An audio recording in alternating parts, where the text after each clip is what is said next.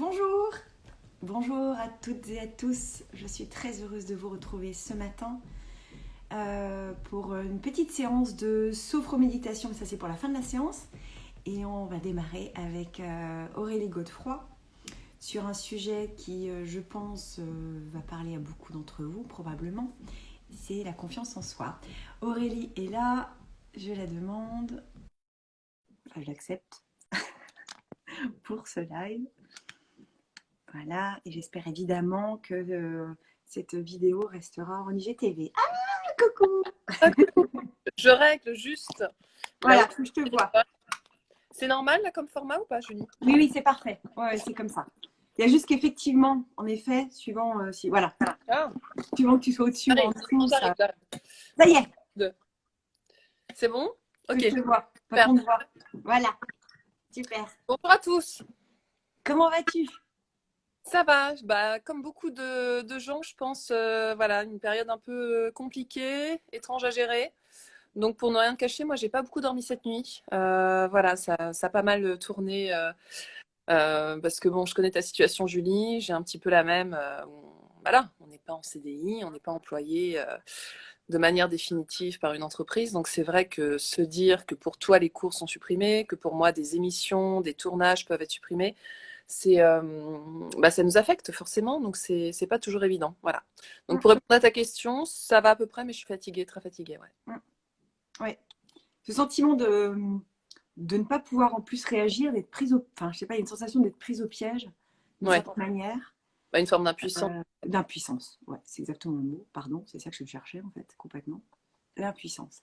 Mm. Et une forme de dégoût parce que je crois que, en plus, les gens voilà, qui ont commandité ce truc-là, enfin, voilà, qui ont dit c'est fermer les salles de sport, je pense qu'ils n'ont vraiment rien compris à la vie. Oui, non, mais Non, c'est sûr. rien. Il y a bien un endroit en ce moment où il faut aller, c'est les salles de sport. Oui, Penser voilà, le sport, ça protège de beaucoup de choses, et que ce soit psychologiquement ou même au niveau cardio, oui, oui, ce serait. Enfin, ouais, les pas de gens le vont pas bien, les gens vont pas très bien en ce moment, qu'on se ouais. le dise quand même. Mm. Je vois bien, je sais pas si toi tu l'as remarqué, mais à Paris ou même en salle, les gens étaient plus agressifs qu'avant. Je Ouais, pense que, agressif, et il y a une sinistrose, mais qui est vraiment palpable. ouais. Mais bon, alors on fera du sport à la maison. Pas grave. Je vais proposer des séances la semaine prochaine. On va bouger le body à la maison, autrement. Mais bon, ça manque de. Je pense qu'on a besoin aussi de se voir, même si déjà on peut plus s'embrasser, on peut plus se serrer dans les bras. Déjà, je pense que Mm. ça, il y a un manque par rapport à ça, Mm. en termes de social. Et c'est vrai de. Puis moi, je pense à toutes ces personnes âgées qui sont mises de côté parce qu'elles ne peuvent pas embrasser leurs petits-enfants, etc. Je veux dire, c'est. Mais finalement, peut-être qu'on va plus mourir de chagrin et de manque affectif que de. Bah, oui, quand on sait que le lien social, de de toute façon, grippe. est l'un des premiers de nos besoins, c'est vrai que si celui-ci n'existe plus, enfin, c'est la mort. Enfin, c'est la mort, tout simplement. Voilà. Donc, bon, écoute, on va pas rentrer dans tout ce qui est Non. polémique mais Alors, bien fondé ou pas de cette discussion. Mais voilà, en tout cas, je pense qu'on en mesure toutes les deux bien les conséquences et bah, il faut trouver des plans B, il faut essayer de trouver des solutions. Donc voilà, mais c'est pas facile. et il ne faut pas que cette situation ébranle notre confiance en nous. Non, tout à fait. Au contraire, si elle Enfin, peut cette la. introduction, t'as vu cette introduction de ouf. Bravo, Oh, putain. Oh là là. bravo, Donc, bravo. la confiance en nous, la confiance en soi. Quelle est pour toi d'où te vient ta confiance en toi? Aujourd'hui, est-ce que tu as plus confiance en toi qu'avant? Euh, est-ce que la confiance en toi, est-ce qu'elle a évolué dans le temps chez toi? Ah bien sûr, ah bah oui, oui, complètement. Mais en fait, je pense qu'elle a évolué grâce à des expériences aussi. C'est que, à mon sens, déjà, on n'est pas tous égaux. Enfin, on ne naît, NAIT, pas tous égaux avec cette dimension de confiance en nous, parce qu'on sait très bien ensuite que bah, tout ça, c'est conditionné par notre éducation, le regard que nos parents ont posé sur nous, notre famille, l'école aussi, les copains, enfin bon, les interactions sociales dès le plus jeune âge. Et finalement, je pense que cette confiance, elle se construit quand au départ, on a une défaillance à ce niveau-là. Donc moi, je pense que je l'ai construite en posant des actes, pas toujours évidents, mais c'est ce qui m'a permis aussi de me montrer que j'étais capable d'eux, différents domaines. Et aujourd'hui, pour répondre à ta question, en tout cas, j'ai beaucoup plus confiance en moi qu'il y a plusieurs années, mais dans tous les domaines, que ce soit professionnel, sur voilà, ma capacité, entre guillemets, à faire mon travail, à écrire des livres, des articles, à animer des émissions, et au niveau personnel, puisqu'en fait, aujourd'hui, je sais aussi ce que je veux, ce que je ne veux pas. Et en fait, je crois que c'est très important d'identifier tout ça. C'est ce qui nous permet justement d'avoir confiance en nous. Et donc, pour en revenir au niveau humain, si tu veux, il y a des comportements, par exemple, que je tolérais avant, parce que je ne les avais pas identifiés forcément comme néfastes, toxiques. Et là, maintenant, c'est vrai que je ne laisse plus passer, parce que justement, j'ai plus confiance en mes besoins aussi, et en ce qui me fait du bien, ce qui ne me fait pas du bien, et justement l'impact que ça aura sur ma vie. Voilà. Donc, je dis ça parce que je ne sais pas pourquoi, cette semaine, il y a eu pas mal de... Les égos se sont réveillés, j'ai l'impression. Alors, est-ce que c'est le passage vers l'automne? Est-ce que c'est l'équinoxe? Est-ce que c'est Mabon, cette fameuse cérémonie de sorcière, justement, qui marque cette entrée vers l'automne, vers l'hiver? Mais j'ai le sentiment que les gens, comme tu dis, sont beaucoup plus réactifs. Et j'ai vu qu'il y avait des femmes, mais qui avaient limite, enfin, qui se crispaient beaucoup et qui avaient des réactions quand même très surprenantes. Et justement, j'avais réfléchi à ça et je m'étais dit, mais si elles avaient plus confiance en elles, euh, en leur chemin, en qui elles sont, je pense qu'il y aurait moins de réactions, tu vois, aussi étranges. Voilà. Est-ce que tu crois pas aussi que, au-delà de la confiance en soi, je pense que c'est beaucoup lié à la peur. Oui. Et en fait, l'émotion qui est la plus grandement connectée à la confiance en soi, c'est la peur finalement. Mm. C'est la peur d'être vraiment soi, c'est la peur de dire les choses, c'est la peur de ressentir, c'est la peur d'être soi, c'est la peur d'être peut-être moins bien que les autres, c'est peut-être la peur de ne pas s'en sortir aussi bien que les autres. Euh, L'humain est quand même énormément gouverné émotionnellement, pardon, par la peur. Mm. Et une fois que la peur est transcendée, quand on réussit à transcender la peur, c'est là où se passe quelque chose vraiment de magique. Et je pense que c'est là aussi que la confiance permet vraiment de s'installer durablement en nous. Mm. Mais ce Et qui est important, c'est que c'est un double mouvement, c'est-à-dire que pour vaincre sa peur, il me semble qu'il faut d'abord avoir confiance en soi. Tu vois ce que je veux dire? C'est qu'en fait, et alors on en revient à cette histoire de réalignement, corps, âme, esprit, tu mets dans l'ordre que tu veux. Mais c'est vrai que si on n'est pas aligné, si on ne sait pas ce qu'on veut, où on veut aller et comment y aller, ça va être compliqué justement à la fois d'identifier les peurs, parce que pour les vaincre, les peurs, il faut les identifier, et justement pouvoir aller vers les autres, aller vers cette confiance. Mais à la limite, finalement, la confiance en soi, c'est la confiance en la vie. Moi, c'est plus comme ça que je le vois, c'est-à-dire qu'en fait, c'est un grand oui, c'est confiance en l'autre, c'est confiance à ce que la vie peut nous apporter, c'est dire oui, c'est le oui nietzschéen, et une fois qu'on a confiance en cette vie et dans les autres, finalement, la confiance en soi peut intervenir. Mais en fait, je crois qu'il y a toute une forme, tu vois, tout est comme d'habitude, hein, tout est interdépendant et il faut qu'on travaille vraiment sur tous les aspects de cette personnalité, c'est évident. donc en parler, je pense que c'est important pour se reconnecter à soi et comprendre d'où vient éventuellement ce manque de confiance. Je pense que c'est essentiel. Et comme tu disais, le fait d'aller vers l'autre, c'est finalement encore une fois une histoire d'ouverture de cœur. Donc c'est qu'une histoire d'amour finalement. Mm. De, Ne de- plus être dans la crainte de l'autre, voilà, c'est pouvoir l'accueillir et de pouvoir accueillir ça, c'est pouvoir accueillir, c'est pouvoir accueillir l'autre et s'accueillir surtout soi, Mm. et être en compassion avec soi. Et Mm. d'ailleurs, justement, c'est drôle parce alors Alain Braconnier dit, Oui. lui, la définition qu'il a de la confiance en soi, il dit la confiance en soi est un sentiment subjectif. C'est une représentation de soi-même par rapport à soi et par rapport aux autres. Bon, ça, la définition, je la trouve complètement limpide. Euh, donc, l'objectif, quand même, c'est d'instaurer une sécurité intérieure. Mm. C'est de réussir à instaurer une sécurité intérieure.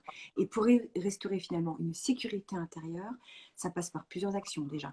Parler en confiance, être en confiance avec quelqu'un, avec la personne ou les personnes à qui on parle, Ah, avec un échange. oui, parenthèse, encore faut-il bien choisir ses interlocuteurs. On est d'accord. C'est important. Non, non, parce que je pense qu'il n'y a rien de pire qu'une confiance qui est trahie.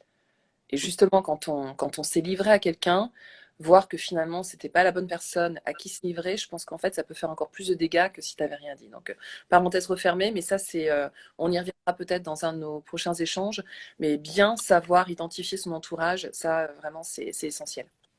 Quand tu parles de ça, tu parles d'un thérapeute par exemple ou d'amis?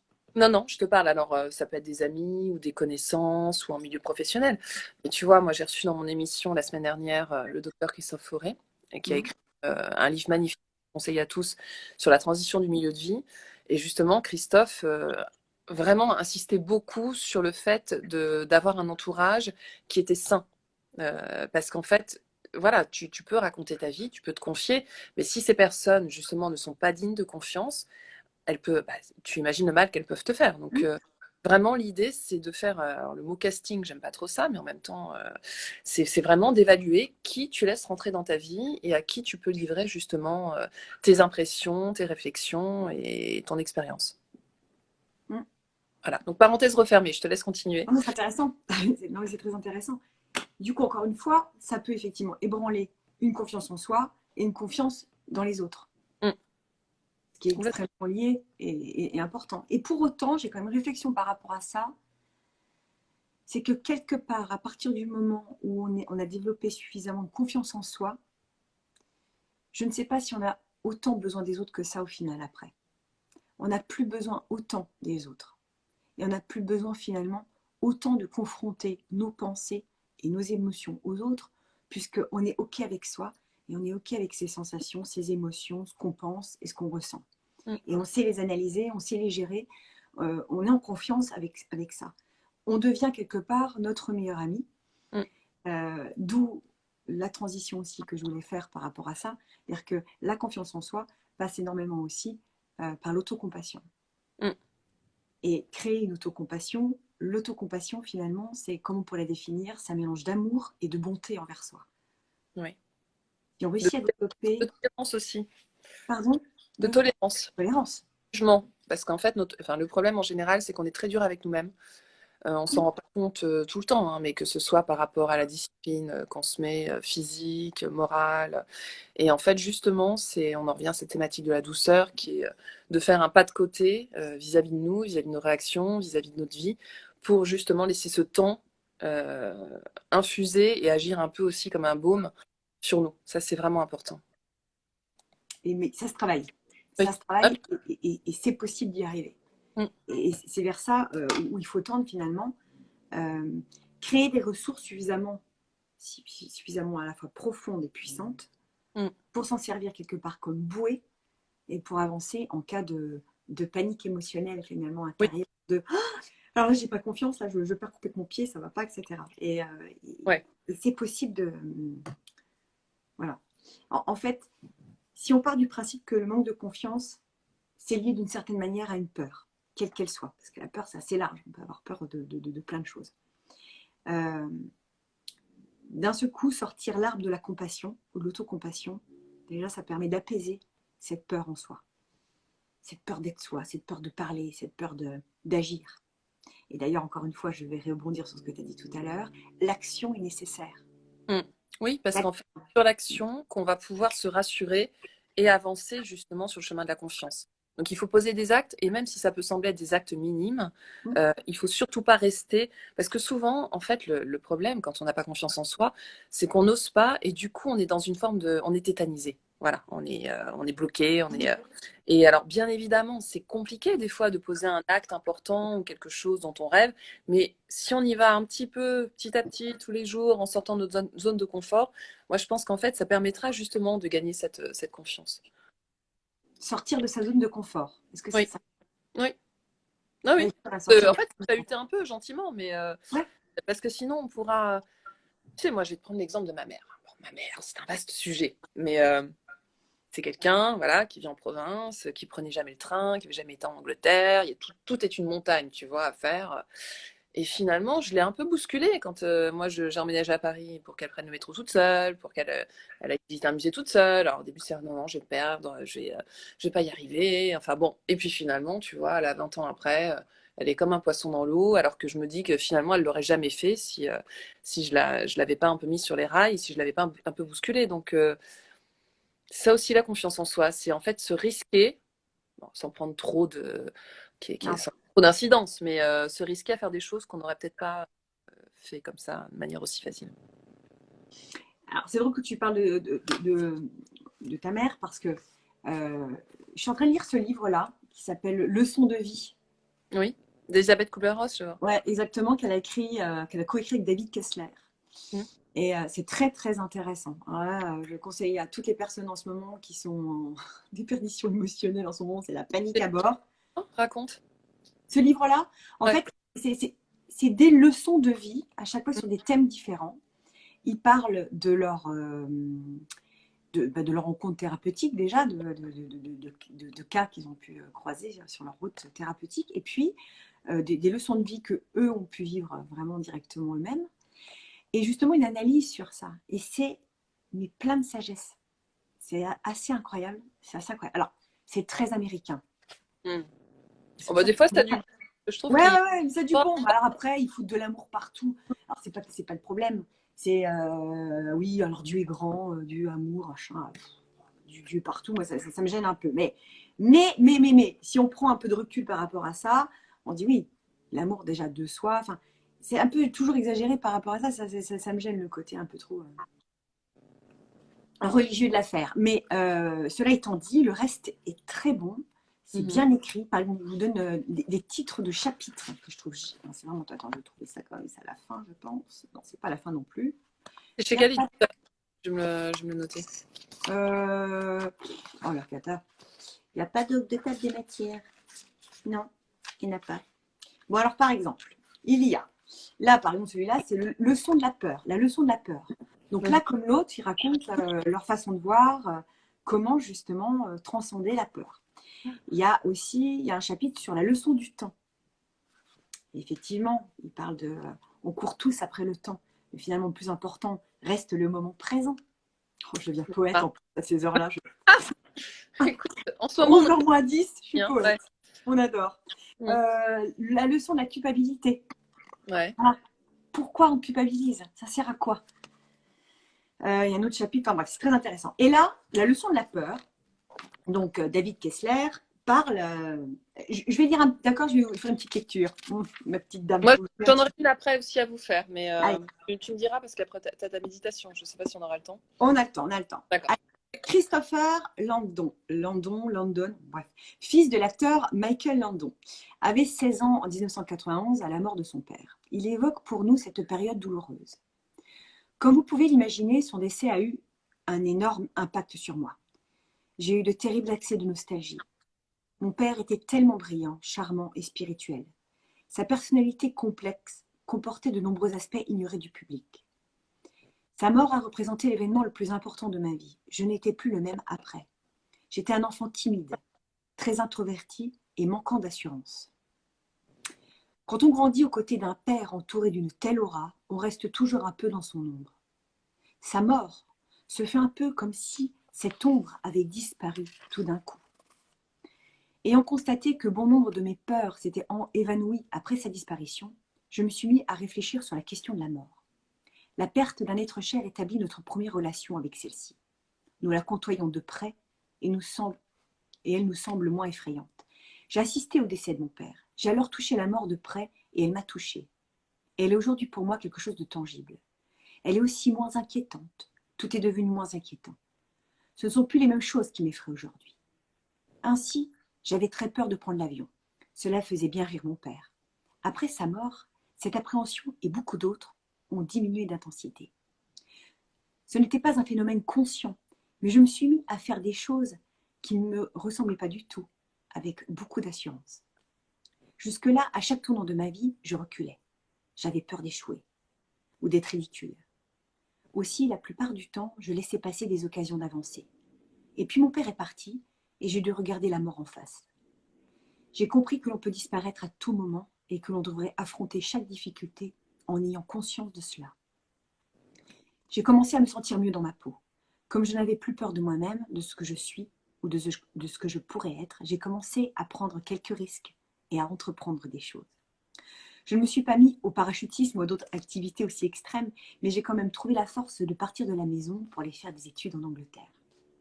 Quitter le confort et la sécurité du cocon familial représenta une étape très importante de mon existence et j'ai appris à me jeter à l'eau et à voir venir. Ce fut vraiment un grand pas en avant pour moi. Je crois fermement que le chagrin joue un grand rôle dans l'évolution d'une personne. Mm. C'est joli. C'est beau. Et ouais, oui, c'est judicieux, ouais, oui, complètement. Et donc ça rejoint aussi, ça rejoint la mort. Mm. On part du principe qu'on n'est pas éternel, qu'on n'a Eh pas ben, tout à il vivre en nous. faut se dépêcher de se manier, non? Alors, il serait temps de vivre là. Alors vivons. Ça. On y va. On prend sa vie en main et on y va. Ça Mm. aussi, c'est important. Des fois, quand on n'ose pas faire quelque chose, quand on n'ose pas dire les choses, il faut peut-être se dire, ok, une fois qu'on a laissé un peu la peur de côté ou quoi, c'est dire, punaise, peut-être que demain, après-demain, dans 5 ans, je vais mourir. C'est peut-être l'occasion de ma vie là, d'aller parler à cette personne, de voyager, de faire ce voyage-là. Est-ce que ça ne peut pas aider aussi à avoir confiance en soi et d'avancer? Oui, je pense. Je pense. Et puis, quand on voit qu'il y en a qui ont plus de difficultés que nous qui arrivent, je pense que ça doit aussi nous motiver. Et en fait, c'est pour ça que moi, je voulais terminer avec ce livre que j'ai reçu hier et que je conseille. Donc, c'est l'Abécédaire de la sagesse par mes 3 petits chouchous, donc Christophe André, Alexandre Jolien et Mathieu Ricard. Et en fait, j'ai regardé, en préparant justement notre échange, ce que nous disait Alexandre de la confiance. Alors, Alexandre, je le rappelle, c'est un philosophe génial, bon, qui est né en fait avec le cordon ombilical autour du cou et donc qui ensuite a été placé dans une institution. Et donc, bon, on peut imaginer la difficulté aussi que ça a pu être pour lui de vivre. Donc, je trouve ça intéressant qu'en parlant de ce sujet de la confiance, quelqu'un qui a vraiment eu qui n'a pas eu toutes les chances de son côté, disons-le, hein, dès le départ, nous donne son point de vue. Alors, Alexandre nous dit, dès l'âge de 3 ans jusqu'à 20 ans, j'ai vécu l'épreuve de la séparation et quelques traumatiques comme ce souvenir. À 12 ans, je mangeais tellement un bon gâteau au chocolat quand des miettes ont volé sur son pull au vert. Une éducatrice.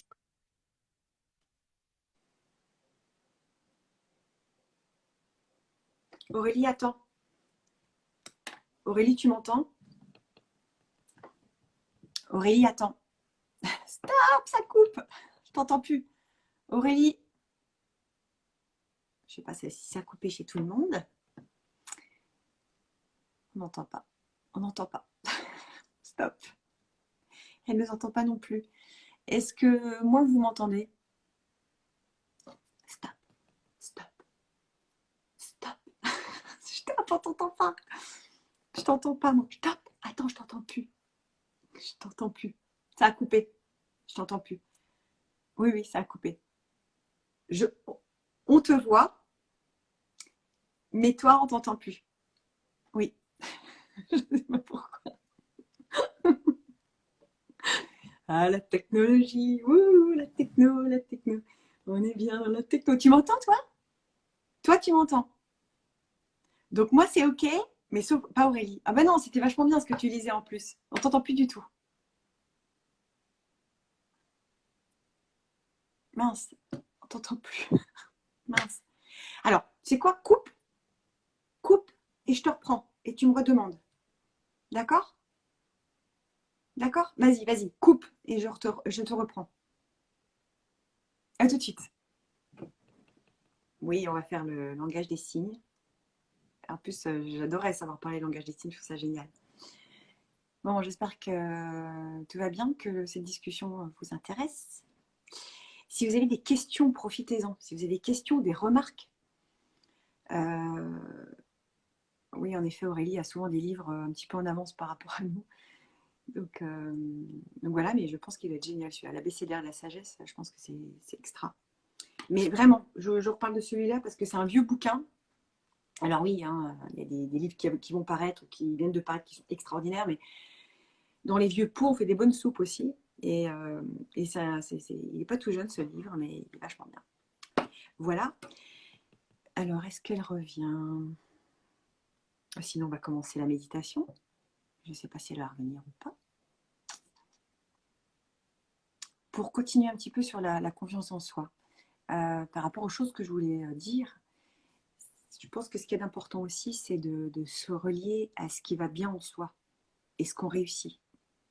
quel que soit votre manque de confiance, est-ce que vous avez un manque de confiance particulier? Justement, posez des questions. Euh, Posez-nous des questions, faites des remarques par rapport à ça, par rapport au sujet de la confiance en soi. Parce que justement, on va pouvoir peut-être rebondir avec Aurélie quand elle va revenir. La confiance en soi est essentielle dans l'éducation que nous donnent nos parents. Oui. Après, dans l'exemple, dans le texte que je viens de lire, Aurélie revient. Dans le texte que je viens de lire, vous avez vu que c'est le fils d'un monsieur très connu. Et je pense que c'est pas forcément évident. Et le père de... Excuse-moi, je finis un truc, Aurélie. Je parlais aux personnes qui nous suivent ce matin. Non, je disais par rapport au... Il y a Laetitia qui disait c'est très important aussi l'éducation qu'on a reçue et qu'on d'ailleurs on va transmettre à nos enfants parce qu'il y a une question de transmission aussi là-dedans. C'est-à-dire que c'est bien gentil de critiquer ou de juger éventuellement ce qu'on a reçu, mais attention aussi comment on va être nous. Et c'est tout, même si on a donné le maximum et on pense faire bien, peut-être aussi que on va complètement se louper quelque part. Bon, on n'est pas à l'abri. Donc je pense que c'est aussi important d'être aussi dans la bienveillance et dans l'acceptation aussi des erreurs ou des conneries que nos parents ont pu faire. Parce qu'attention au retour de bâton derrière, ça va peut-être pas être tendre aussi. Donc aussi attention. Mais effectivement, le regard de nos parents est important. Pour autant, je pense que c'est aussi ce qui peut nous booster. Parce que il y a aussi des gens qui, comme ça en apparence, ont pu être grandement aimés, grandement admirés par leurs parents, mais qui développent un manque de confiance sur d'autres sujets. Et donc, je pense aussi qu'il y a une question de naissance. Je veux dire, on est aussi confiant ou pas confiant dans la vie et en nous.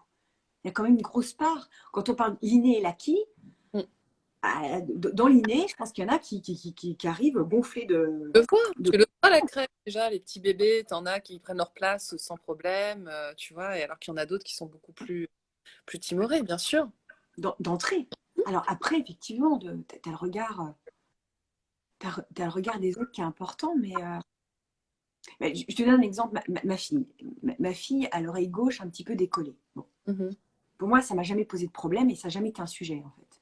D'accord? Parce qu'elle va grandir, probablement que ça va se remettre d'ailleurs naturellement. Et puis quand bien même en 2020, si cette oreille décollée, ça lui pose problème, bah, elle ira se faire opérer. C'est OK, quoi. Je veux dire, c'est son corps et elle en fera ce qu'elle en veut.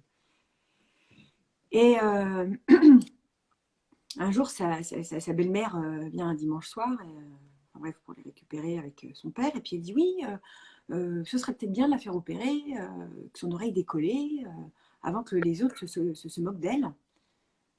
Mais je dis en vrai, c'est quoi le problème? C'est quoi le problème de son oreille décollée? En fait, ça pose problème à qui? Bien sûr. Ma fille a 8 ans aujourd'hui, enfin elle avait 8 ans à l'époque, là elle en a 10. Elle n'a jamais abordé le sujet de son oreille, et je pense que personne une seule fois lui a... Ou alors, si ça a été le cas, je pense qu'elle l'a tellement bien remballé. Oui, que c'était pas... Et jusqu'à preuve du contraire, la première chose qu'on voit chez ma fille, c'est ses yeux et pas son oreille décollée. Donc on arrête avec ça. Bon, c'est un exemple. Mais je pense qu'aussi naturellement, ma fille d'entrée, je pense qu'elle est née avec un... Voilà, elle a confiance en elle et elle s'en fout complètement. Alors, est-ce que c'est parce qu'elle sait qu'elle est aimée et qu'elle est aimée de façon inconditionnelle et comme elle est? Mais je pense qu'elle est aussi née comme ça, au-delà de notre regard de parents sur elle aimants et de grands-parents, parce que je sais qu'il y a aussi des grands-parents qui l'aiment énormément. Et c'est déjà pas mal, hein, ça aide, on va dire. Mais derrière, voilà, je sais pas, c'est une réflexion. Mais c'est bien sûr que c'est ça, bien sûr. Alors, Roxane dit, je trouve que la confiance en soi est assez éphémère en fonction de l'expérience de notre vie et des personnes qu'on rencontre. L'importance de créer un socle. Parce que justement, enfin, Roxane, elle a raison. Il peut y avoir même un matin où on se sent super bien, on va conquérir le monde, et un autre où on se sent fragile, où on remet tout en question et où ça va pas trop. Mais tout le travail, je pense, actuel de cette vie, mais si autant le faire maintenant, ça nous sert plus tard, c'est justement de construire ce socle émotionnel où de toute façon, on aura une base de confiance en nous. Parce qu'après, ça peut être que du mieux. À la limite, ça peut grandir. On va nourrir cette confiance justement à travers nos expériences, à travers nos rencontres, qu'on va choisir, je l'espère, avec de plus en plus de discernement. J'y reviendrai, mais Voilà, donc en fait, c'est vrai que ça peut fluctuer, mais vraiment, l'intérêt, là, pour tous, c'est qu'on se crée avec des outils, cette espèce de base, finalement, qu'on devrait inculquer aux enfants, même très petits. C'est-à-dire qu'en fait, c'est quand même dingue. Alors aujourd'hui, développement personnel, on appelle ça comme on veut, psychologie positive, ça cartonne, tant mieux. Là, on a accès à plein de choses. Mais moi, j'aurais rêvé qu'on ait des cours, tu vois, en primaire, de ce genre de choses pour, juste pour parler un langage émotionnel, quoi, et qui nous fasse du bien et qui nous permette d'avoir cette confiance en nous pour avancer dans la vie. Donc, Donc, voilà. donc Ça quoi? reçoit. L'apprentissage, Peut faire l'apprentissage des émotions, l'apprentissage de oui. l'accueil des émotions. On est Et d'accord? de, alors, ce terme, j'aime pas trop, mais en même temps, c'est ça. C'est aussi Ouais. comment gérer ces émotions, les accueillir et aussi les gérer pour justement pas partir voilà, dans tous les sens. Et en fait aussi accueillir ses émotions, apprendre aux enfants à accueillir les émotions, À l'époque, et aussi, et aller, voilà, les accueillir déjà, c'est les dompter d'une certaine manière.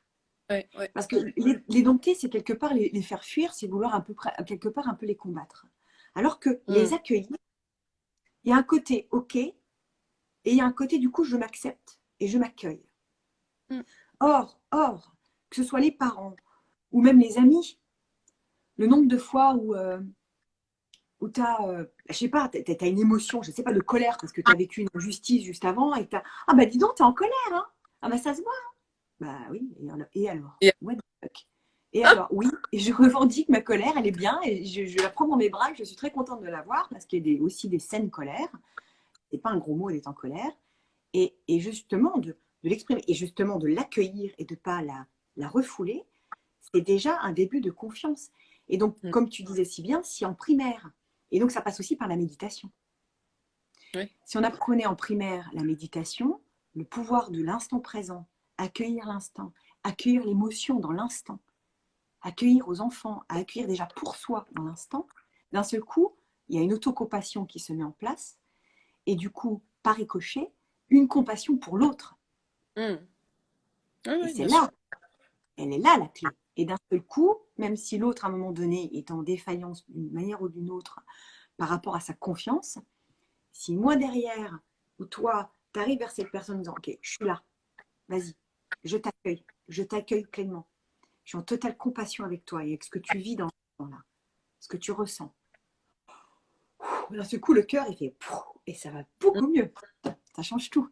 Attends, je lis en même temps les commentaires. Nathalie qui dit comment construire le socle émotionnel pour éviter d'avoir l'impression de sabotage quand les émotions prennent le dessus. Justement, par la respiration, par être, à être au maximum aussi dans l'instant et dans le non-jugement. Qu'est-ce que tu en penses, Aurélie? Qu'est-ce que tu dirais, toi? Oui, oui, bah, en fait, quand on est pris dans un tourbillon émotionnel, effectivement, pour moi, il n'y a qu'une seule manière de s'en sortir, c'est revenir au corps. Revenir au corps, donc c'est revenir à sa respiration. Ça, je pense qu'en fait, on peut le faire n'importe où, dans le métro, en salle de réunion, enfin vraiment, c'est ça. Après, quand on a la chance d'être chez soi, on peut se faire une petite séance de yoga, quelque chose qui nous reconnecte. Encore plus si ça nous fait plaisir. Mais en tout cas, il faut sortir du mental. Ça me semble être la première urgence. Et après, comme disait Julie, justement, faire ce pas de côté pour identifier, accueillir, embrasser ces émotions. Et une fois qu'elles sont là, bah, prendre le temps aussi de pas forcément partir au quart de tour. C'est ça aussi. Parce que justement, le fait qu'on parte trop vite au quart de tour, ça nous empêche de construire ce socle qui a quand même besoin d'un ancrage. Et c'est un apprentissage compliqué, encore une fois. Moi, j'ai dû gérer là, des égos récemment. C'est dur quand on a des personnes qui, surtout en plus, en général, quand c'est des personnes intelligentes, on se dit, oh mon Dieu, mais voilà, tout va bien. Mais ça ne les empêche pas justement de perdre complètement la gestion de leurs émotions. Donc nous, ce qu'on peut faire, c'est se recentrer. C'est vraiment essentiel. Analyser tout ça. Et à partir de là, prendre une décision justement. Et c'est là où il y a quelque chose d'important qui se joue à mon sens de réagir ou de ne pas agir, Mm. d'y répondre ou de ne pas y répondre, justement. Parce qu'en fait, il faut aussi être conscient que quand on est face à ces personnalités-là, en réagissant même très vite, on alimente quelque part une forme d'énergie qui n'est pas forcément très très bonne. Donc, C'est vrai que c'est compliqué, ça demande beaucoup de... Enfin, bon, ça m'a demandé beaucoup de temps, mais je crois qu'il est plus sage aussi, notamment à travers les émotions, de les dompter en les exprimant pas trop et en tout cas pas tout de suite. Voilà. Je sais Alors, pas si tu es d'accord, Julie. ça revient à ce que je disais pendant le confinement, c'est se poser la question dans ces cas-là de est-ce que je veux avoir raison ou être libre? Est-ce que je vais avoir quoi, pardon? Est-ce que je veux avoir raison ou être Oui, libre? ou être C'est-à-dire libre. que Oui, oui. face à un ego surdimensionné comme tu as vécu là récemment, tu dis ok, soit je lui pète le nez, non, je sais pas, avec toute ma bienveillance bien sûr, soit à un moment donné, est-ce que, est-ce que ça vaut le coup en fait que je réponde? Parce que si je réponds, je vais avoir raison d'une certaine manière. Oui, et c'est l'orgueil qui parle. Et c'est l'orgueil Moi, qui parle. Et j'avais l'ego. envisagé une troisième voie, je te le dis franchement, je trouvais ça pas mal. Hein. C'est par rapport alors, ouais, au premier ego surdimensionné auquel j'ai eu affaire cette semaine, c'était de régler les choses autour d'une coupe de champagne, tu vois, de discuter tranquillement. Mais sauf qu'en fait, j'ai compris que pour ça, il fallait que les deux personnes soient dans la même logique d'échange, tu vois. Et que quand tu en as une qui veut être dans la confrontation, quoi que tu dises et quoi que tu proposes comme, tu vois, moyen Hum, d'échange ou voilà, de moments justement de mise au clair, ça marchera pas. Parce que le langage hum, n'est pas le même. Et du c'est coup, bon. émotionnellement, ça peut pas matcher. Hum. Effectivement, mais moi, je suis entièrement d'accord. J'avais pas écouté ça pendant le confinement, mais effectivement, est-ce que tu as raison? Est-ce que tu es libre? C'est Parce en que fait, c'est la question oh, à poser. c'est la question, et ça m'a, quelque part, ça m'a sauvé la vie aussi, ce truc-là. Ouais. Au-delà de Ho'oponopono, etc. Ça m'a sauvé la vie dans le sens où j'ai arrêté de perdre de l'énergie et Mm, donc quelque part aussi de la confiance en moi mm, en me confrontant bêtement, parce que mm, c'était en fait des fois, de vouloir absolument avoir raison avec des personnes butées ou un peu manipulatrices, n'est-ce pas? Et qui mm. de toute Ah oui, façon voulaient mettre le nez dans...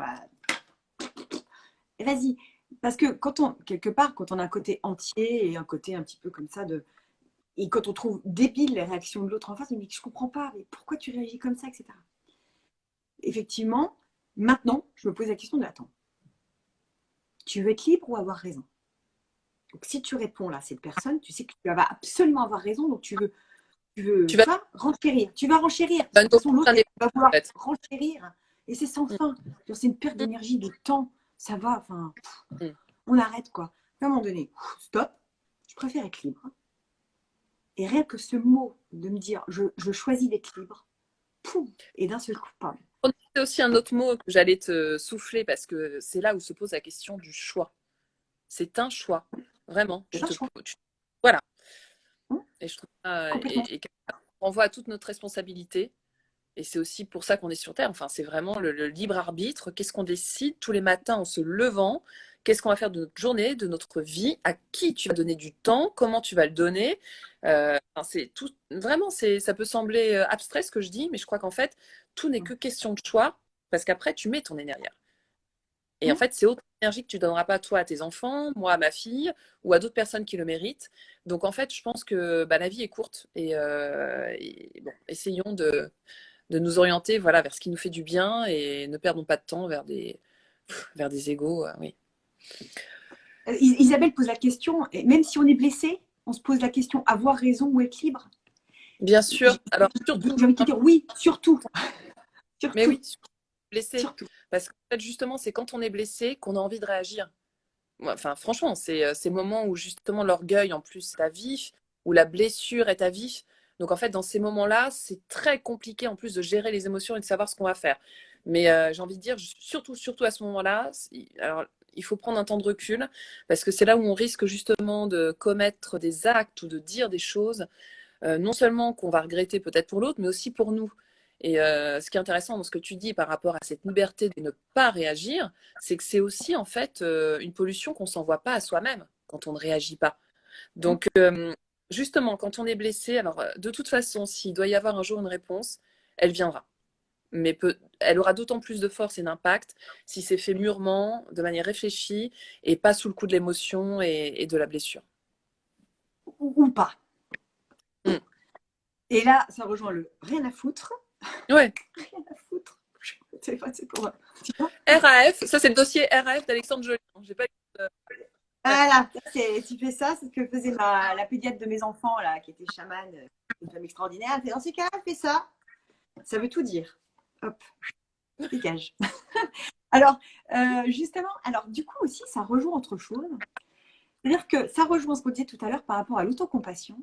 Et ça va répondre aussi à ce que disait, enfin répondre, rebondir sur ce que disait Evaline tout à l'heure, quand elle dit que elle a retrouvé sa confiance en elle quand elle a reconnecté son enfant intérieur, son, Mhm. ou ses enfants intérieurs.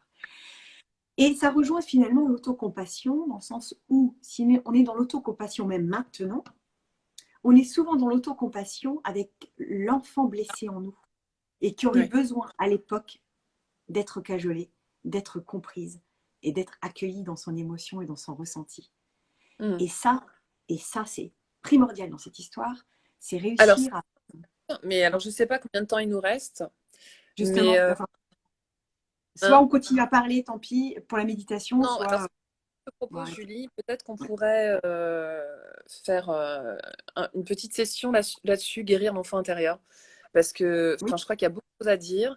Ce que tu dis, c'est clé. C'est qu'en fait, pour justement arriver à se réaligner, comme je disais tout à l'heure, avoir confiance en nous, mais aussi guérir de plein de choses, ça passe par la réconciliation avec l'enfant intérieur. Et moi, j'aimerais qu'on en parle. J'aimerais que, parce que quand on en discute avec des gens, et je comprends, ils voient pas trop à quoi ça fait référence. Parce que c'est quand même un concept, hein, guérir l'enfant intérieur. Donc il faut tout identifier, il faut donner les outils. Et ça, j'aimerais bien qu'on puisse un jour échanger là-dessus. hum, ouais, ouais, et puis je pense que ça peut plaire à beaucoup. Ce serait chouette. Ouais, ça marche. Bah, à la prochaine session. Méditation? Comment? Je te laisse faire ta méditation? Oui, oui, bien sûr. C'est parti. Allez, puis alors moi je suis sur mon Swiss Ball. Alors comment te dire que comment vous dire que c'est pas très stable, mais c'est Ok. pas grave. De toute façon, j'anime. Regarde, hop là. Ah oui, alors si vous avez un Swiss Ball, rien à voir, hein, mais un truc anti-stress, c'est génial. Ding, ding, Tu l'as chez ding. C'est chez Decathlon? Decathlon. D'accord. Decathlon. Ok. Ah oui. Mais ça, comme outil de travail, c'est génial parce que moi, tu as une bonne posture, quitte à Ouais, aller ouais. en salle de sport, si tu vois ce que je veux dire. C'est pas Je me drôle. le note. D'accord. Un bon Swiss Ball est nécessaire à la place d'une chaise qui tue le dos et qui Mhm. empêche les abdos de travailler. On n'est pas dans une bonne posture du tout dans une chaise, ça tanne les fesses. Donc au moins sur un Swiss ball, et alors tu fais ça, regarde, hop là, tu fais ça, comme ça, puis tu relâches tes bras. Et tu respires. Tu fais les ébullitions.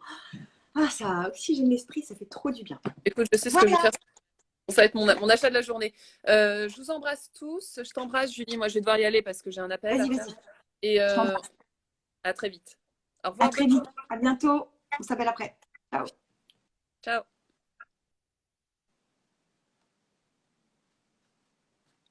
Voilà, je me retrouve avec vous. Ça vous dit une petite méditation? Allez, on n'a pas beaucoup de temps, on a un tout petit quart d'heure, donc je vous invite, j'espère que vous êtes à la maison, en tous les cas un petit peu au calme, pour mettre vos mains sur vos cuisses, mettez-vous le plus confortablement possible. Alors si vous voulez vous allonger, allongez-vous. Sinon, si vous êtes sur une chaise, dans un fauteuil, c'est parfait. On va faire un petit peu rapide. On va faire une petite méditation express autour de la confiance. Allez, installez-vous confortablement. Basculez votre bassin comme ça. Vous allez inspirer profondément et souffler pour chasser toutes les tensions perceptibles dans l'instant. Encore, inspirez profondément par le nez et soufflez.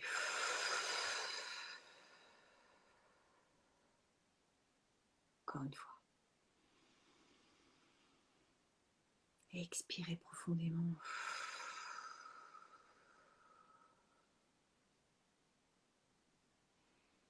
Puis vous allez poser une main, vos deux mains sur votre ventre.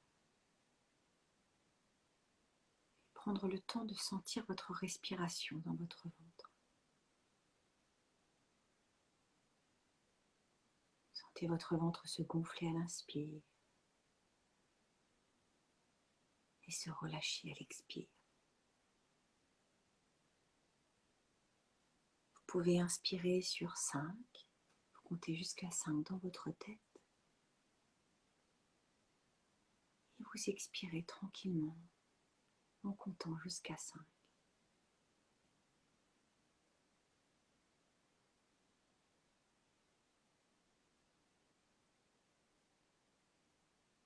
Observez votre respiration sans la changer, sans la juger. Qu'elle soit lente ou saccadée,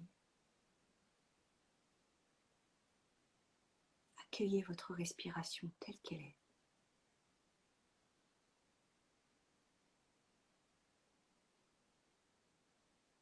Prenez le temps d'observer le mouvement de va-et-vient de votre respiration abdominale.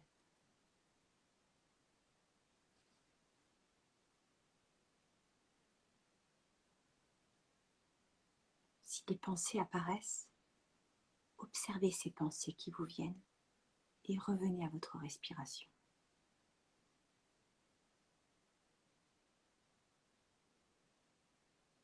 Observez simplement s'il y a un changement ou s'il n'y en a pas.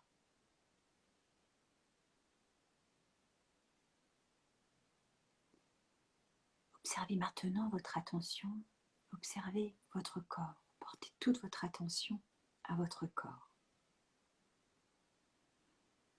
Observez s'il y a des tensions. Observez les sensations. Est-ce que vous ressentez de la chaleur, des picotements, de la lourdeur, de la détente? Si vous ressentez une petite tension quelque part, respirez à l'intérieur. Soufflez dessus pour détendre cette zone.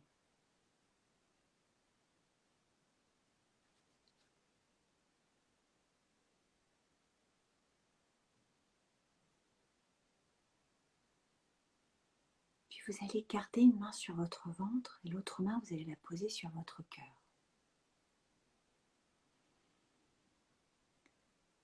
À la fois pour rentrer en contact avec vous-même et aussi pour ressentir tout simplement votre cœur battre à l'intérieur de vous. Pour sentir à quel point vous êtes vivant, que vous êtes vivant dans l'ici et maintenant et que tout est OK.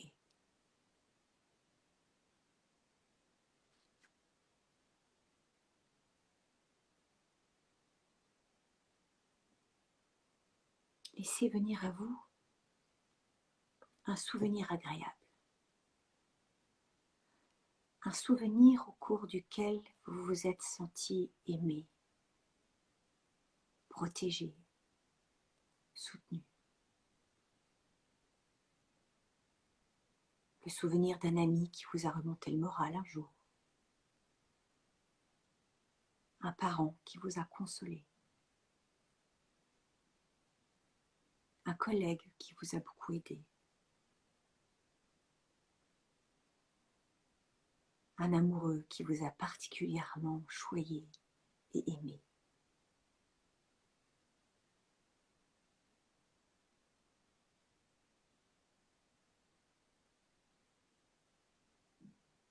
Retrouvez toutes les sensations liées à cette évocation dans leurs moindres détails.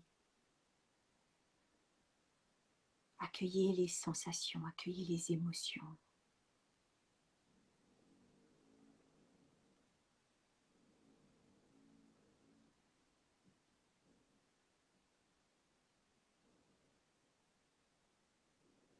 Et sentez surtout la confiance,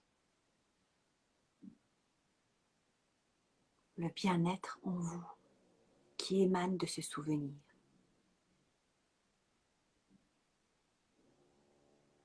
Et appropriez-vous durablement ce sentiment d'estime et d'affection. Laissez ce sentiment, ces sensations positives vous réchauffer le cœur, vous réchauffer les parties de votre corps en souffrance peut-être.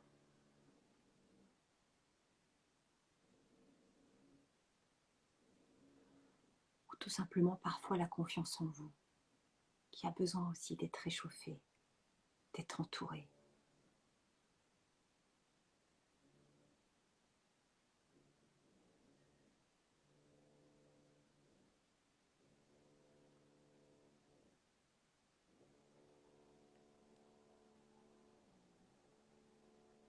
Avant de revenir à un niveau de veille, vous allez renforcer vos 3 capacités. Votre capacité de confiance en vous, votre capacité à connecter votre corps et votre esprit, et votre capacité à renforcer le positif du moment présent pour votre futur. Puis tranquillement, vous pouvez commencer à bouger vos doigts, vos orteils, tendre les bras au-dessus de votre tête pour vous étirer, bâiller comme après une bonne nuit de sommeil. Et sur une grande inspiration, quand vous vous sentirez prêt et prête, vous pourrez ouvrir les yeux.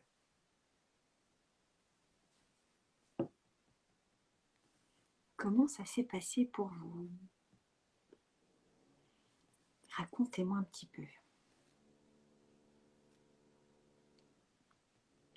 Il ne reste pas beaucoup de temps, c'est pour ça que ça a été vraiment express. Comment est-ce que vous vous sentez? Quelles sont peut-être les émotions qui sont venues lors de cette méditation?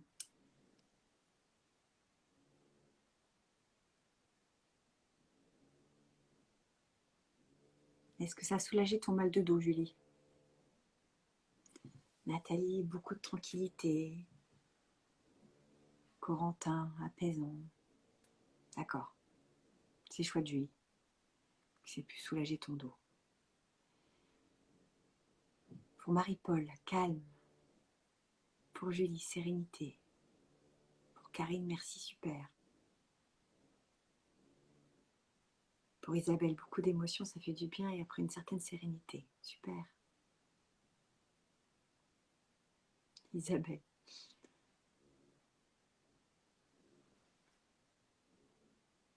Pour Carole, très agréable. Pour Sabrina, reposant. Bon, vous savez qu'elle est là, cette méditation. Surtout, refaites-la. Refaites-la encore et encore. Il n'y a pas toujours besoin que ça dure 20 minutes, hein, les méditations. Donc, rien que celle-là, elle est effectivement courte, mais elle est déjà très efficace, sincèrement. Prenez le temps vraiment, refaites-la. Oui, Carole, tu peux la proposer à ta fille. Ouais, par rapport à la confiance. Très bien, oui, oui. Avant de passer son code. Tu lui souhaites bonne chance, de ma part. Je vous laisse. On se voit la semaine prochaine. Je vais réfléchir très activement aujourd'hui, durant le week-end, sur le programme que je vais vous proposer la semaine prochaine en IGTV. Peut-être que justement, je vais remettre en IGTV mes affaires de sport et mes baskets pour un petit peu vous coacher. On va coacher le body un petit peu. Hein? Et puis, vu que je ne vais pas le faire en salle, autant qu'à faire, je vais vous le proposer à vous. Je reviens très vite vers vous pour vous faire une proposition par rapport à ça. Et de toute façon, l'avantage, c'est que de sûr, on se verra la semaine prochaine pour une sophroméditation plus longue et en tête à tête. Vous et moi. Je vous souhaite une très belle journée, un bon week-end. Gardez le sourire, gardez la pêche, d'accord? Ils n'auront pas notre bonne humeur et ils n'auront pas notre mental de... Oui, un cours de Shape and Flow, promis. Probablement lundi matin d'ailleurs, puisque normalement je le donne lundi matin en clé. Et voilà, comme acte de résistance, je vous proposerai probablement un cours de Shape and Flow lundi. Voilà, peut-être un peu plus court. Quand je suis toute seule face à la caméra, c'est pas marrant, mais voilà. Je vous embrasse. Vraiment, prenez soin de vous. Allez, ok? On garde la patate. On va pas se laisser abattre. Allez, prenez soin de vous. N'hésitez pas à m'écrire, à poser des questions, à nous donner des idées, à Aurélie et à moi-même, même pour moi-même, pour des futurs lives. J'ai du mal à vous laisser, comme à chaque fois. C'est terrible, ça, hein. Allez, à bientôt. Prenez soin de vous. Bisous, bye.